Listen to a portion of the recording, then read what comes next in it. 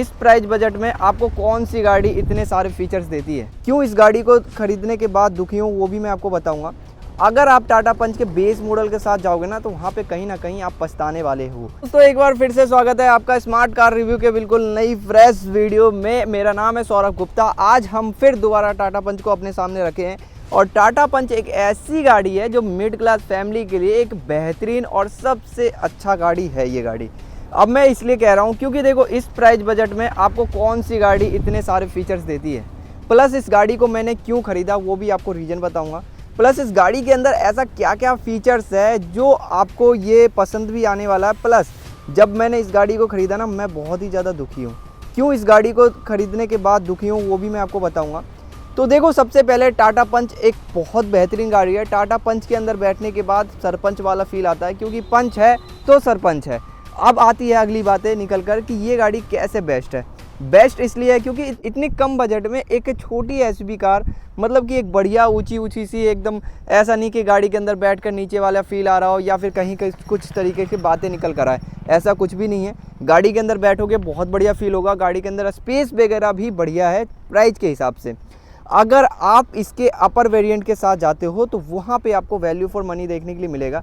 अगर आप टाटा पंच के बेस मॉडल के साथ जाओगे ना तो वहाँ पे कहीं ना कहीं आप पछताने वाले हो, क्योंकि देखो मैं टाटा पंच का बेस मॉडल अभी चला रहा हूँ। ये इस गाड़ी के अंदर 1.2 लीटर का नेचुरल स्पीडर पेट्रोल इंजन आता है। किसी तरीके से इस गाड़ी के अंदर सीएनजी का ऑप्शन नहीं है, लेकिन ये बेस्ट कैसे है और इसके अपर वेरिएंट कैसे बेस्ट है और ये इसको खरीदने के बाद आप कैसे दुखी रहोगे वही बात मैं आपको डिटेल में बताऊंगा। थोड़ा सा आप ध्यान से सुनोगे तो आपको पता चलेगा कि टाटा पंच का बेस मॉडल खरीदना कितना ही ज़्यादा नुकसानदेही हो सकता है।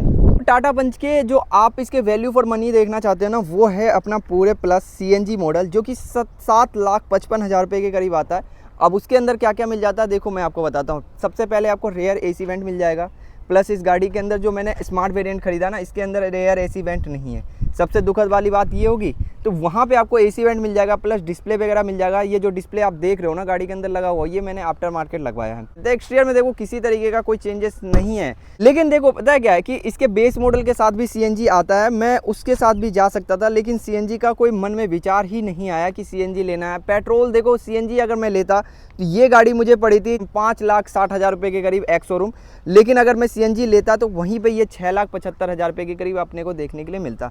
तो 1,10,000 15,000 रुपये के करीब ऊपर अपने को देखने के लिए मिलता है ये गाड़ी। तो मैंने सोचा कहीं ना कहीं 1 लाख रुपए का पेट्रोल तो इसके अंदर डला ही लेंगे, और फिर मेरे को कहीं ना कहीं सीएनजी का जो डर था वो हट जाता। लेकिन इसके बेस मॉडल के साथ भी सीएनजी आता है, लेकिन जो मैंने वैल्यू फॉर मनी बताया ना वो था इसके पूरे प्लस सीएनजी मॉडल, जिसके अंदर माइलेज भी आपको अच्छा खासा मिल जाएगा और फीचर्स भी आपको अच्छा खासा देखने के लिए मिल जाएगा। अगर आप इसके पूरे प्लस के सीएनजी मॉडल के साथ नहीं तो आप इसके पूरे प्लस के पेट्रोल मॉडल के साथ जा सकते हैं, जिसके अंदर आप मुश्किल से मुश्किल 50,000 रुपये ज़्यादा दोगे तो क्या क्या फीचर्स मिल जाता है आपको मैं वही बताने वाला हूँ। सबसे पहले आपको डिस्प्ले मिल जाएगा, अंदर रेयर एसी वेंट मिल जाएगा, प्लस चारों पावर विंडो मिल जाएगा। अब इसके अंदर देखोगे तो पावर विंडो ही नहीं है, रेयर में आपको हाथों से ही, आज के ज़माने में भी आपको हाथों से ही उठाना पड़ेगा। तो इस कारण मैं बहुत ज़्यादा दुखी हूँ कि मैंने बेस मॉडल आखिरकार टाटा पंच का क्यों ख़रीदा। कोई सजेशन नहीं था, मन में आया कि भाई टाटा पंच लेना है, टाटा पंच अच्छी गाड़ी है, तो मैंने क्या करा बेस मॉडल उठाकर ले आया। तो मैंने सोचा चलो भाई टाटा पंच बेस मॉडल आ गया, एक बढ़िया भी है और गर्मी भी आ रही है तो उससे थोड़ा बहुत राहत मिल जाएगा।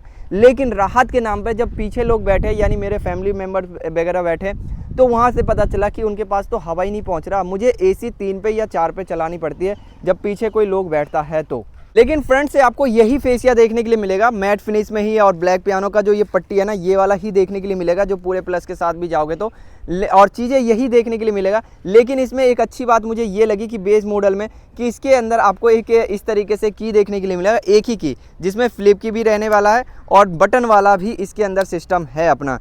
तो लॉक अनलॉक और इसको ऑन करके रखोगे तो अपने आप जो इसका हेडलैम्प है वो ओपन हो जाएगा। तो ये मुझे अच्छी बात लगी इस गाड़ी के अंदर। लेकिन कहीं ना कहीं मैं इस गाड़ी से थोड़ा सा दुखी सा फील हो जाता हूँ, क्योंकि अगर चारों पावर विंडो और रेयर एसी वेंट होता तो कहीं ना कहीं मैं आपको सजेशन देता कि बेस मॉडल टाटा पंच का आप खरीद सकते हैं। इसके इंटीरियर में चलते हैं तो वहाँ मैं आपको बताता हूँ। देखो, सबसे पहले पैसेंजर साइड में बैठोगे, क्योंकि देखो इस गाड़ी के इंटीरियर में मैंने कम से कम तो 30-35 हज़ार रुपये का काम करवा लिया है। जैसे कि डिस्प्ले लगवाया है, चारों साउंड सिस्टम लगवाया है, चारों में स्पीकर वगैरह लगवाया है, 2 फ्रंट में स्पीकर, 2 ट्विटर और पीछे कंपोनेंट लगा है दोनों दरवाजों के साथ, और प्लस डैम्पिंग करवाया है इसके अंदर। तो ये सारा खर्चा, और डैम्पिंग के साथ फ्लोरिंग भी करवाया है। तो चारों दरवाजों, 5 दरवाजों के साथ डैम्पिंग हुआ, फिर फ्लोरिंग हुआ, तो सारा खर्चा 35 हज़ार रुपये। अगर मैं 50 हज़ार रुपये ऊपर देता तो मुझे रेयर एसी वेंट मिल जाता और थोड़ा बहुत खर्चा हो जाता, तो वो ज़्यादा कुछ वैल्यू फॉर मनी मेरे को पूरे प्लस लगा।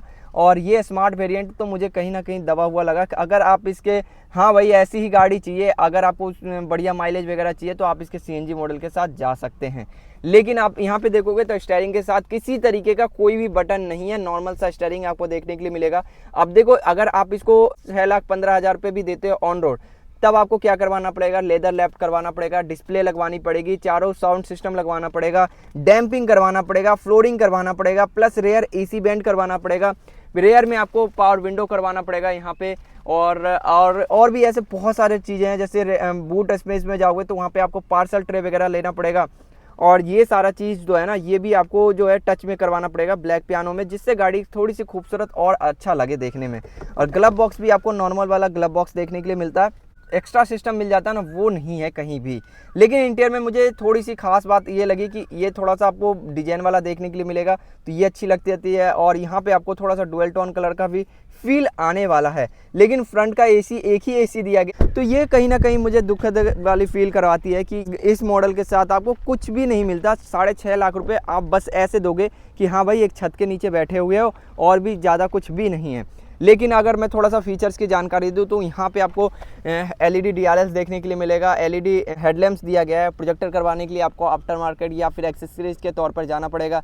इसके अलावा फॉग लैंप्स वगैरह आप यहाँ से इंस्टॉल करवा सकते हैं, जो कि एक्स्ट्रा लाइट के लिए है, तो वो सब लगवाना बेकार है। इसका थ्रो ही बहुत बढ़िया है, इसके जो हेडलैम्प्स के थ्रो है ना, बहुत बढ़िया है। और फिनिशिंग वगैरह देखोगे सामने तो सिल्वर फिनिशिंग के साथ जो टच दिया ना, तो गाड़ी कहीं ना कहीं खूबसूरत लुक में नज़र आती है। फ्रंट में आपको किसी तरीके का पार्किंग सेंसर नहीं है, लेकिन रेयर में आपको 2 पार्किंग सेंसर जरूर देखने के लिए मिल जाता है।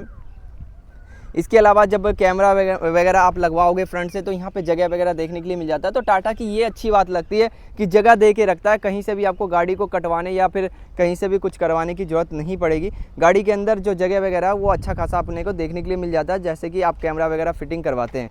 बाकी आप देखोगे डोर वाइजर वगैरह, ये सारा तो मैंने आफ्टर मार्केट फिट करवाया है। कुछ भाई जो बंदे टाइम से जुड़े हुए हैं उनको पता ही होगा कि क्या क्या मैंने काम करवाया। अगर आप पिछला वीडियो नहीं देखे हो तो आप जाके देख सकते हैं। इसके अलावा इस गाड़ी के ऊपर आपको इस तरीके से नंगी पूरी गाड़ी देखने के लिए मिलेगी, क्योंकि व्हील कवर वगैरह भी नहीं देते हैं। आपको आफ्टर मार्केट ही जाना पड़ेगा या कंपनी के साथ जाना पड़ेगा। अब देखो, एक नुकसान यहाँ पे आ जाता है कि अगर आप आफ्टर मार्केट जाते हो तो व्हील कवर जो लगवाओगे ना, तो मुश्किल से मुश्किल आप 1000 से 1200 किलोमीटर चलाओगे ना, 1300 किलोमीटर पे वो साथ छोड़ देगी, क्योंकि आफ्टर मार्केट का यही खेल होता है। और कंपनी का ले भी लेते हो तो देखो, कंपनी में आपको एक्स्ट्रा पैसे देने ही पड़ेंगे, कहीं ना कहीं तो आपको 5000 से 7000 कंपनी में शोरूम को देना ही पड़ेगा, तब जाके इसके व्हील कवर वगैरह देखने के लिए मिलता है। तो ये वाला सिस्टम निकल कर आ जाता है। तो ये मैं थोड़ा इसीलिए सोच रहा हूँ कि व्हील कवर लगवाऊँ कि नहीं लगवाऊँ। गाड़ी थोड़ी सी नंगी नज़र आती है ना, तो अच्छा नहीं लगता। व्हील कवर होता ना गाड़ी के अंदर तो थोड़ा सा अच्छा सा फील होता है, और गाड़ी थोड़ी सी ऐसे भी मार्केट में लगती है कि हाँ भाई महंगी गाड़ी है, थोड़ी सी जगह दे दिया जाए। लेकिन कुछ इस तरीके से जब गाड़ी चलती है ना, तो थोड़ा अलग अलग सा फील होता है, और इसको भी लगता है कि कहीं ना कहीं मार्केट में मैं गरीब सी फील हो रही हूँ। तो इसीलिए मैं सोच रहा हूँ कि व्हील कवर वगैरह भी अपने को लगवाना पड़ेगा, जो कि टाटा का जेन्युइन लगवाऊंगा। रेयर में आओगे तो स्टॉप लैंप्स वगैरह देखने के लिए मिल जाता है। हाँ, एक अच्छी बात लगी, इसके अंदर जो ये खाली ना देते हुए स्पॉयलर्स का जो थोड़ा थोड़ा हिस्सा है ना साइड का, वो जरूर दे दिया है, जिससे गाड़ी थोड़ी स्पोर्टी और बढ़िया लगती है डिज़ाइन में देखने में। लेकिन थोड़ा ना कहीं तो भाई फील होता है ना कि एक व्हील कवर नहीं है गाड़ी के अंदर, रेयर में जो बैठेंगे उनको भाई इस तरीके से घुमाना पड़ेगा, तो कहीं ना कहीं फील होता है कि गाड़ी तो मैंने ले ली है, लेकिन ये अच्छा वाला फील नहीं होता। कहीं कोई भाई लोग बैठते हैं तो कहते हैं यार इस तरीके से उठाना पड़ेगा क्या, तो उनको कहीं ना कहीं तो हंसी आती होगी कि भाई गाड़ी ले लिया है, लेकिन ये कैसी गाड़ी ले ली है।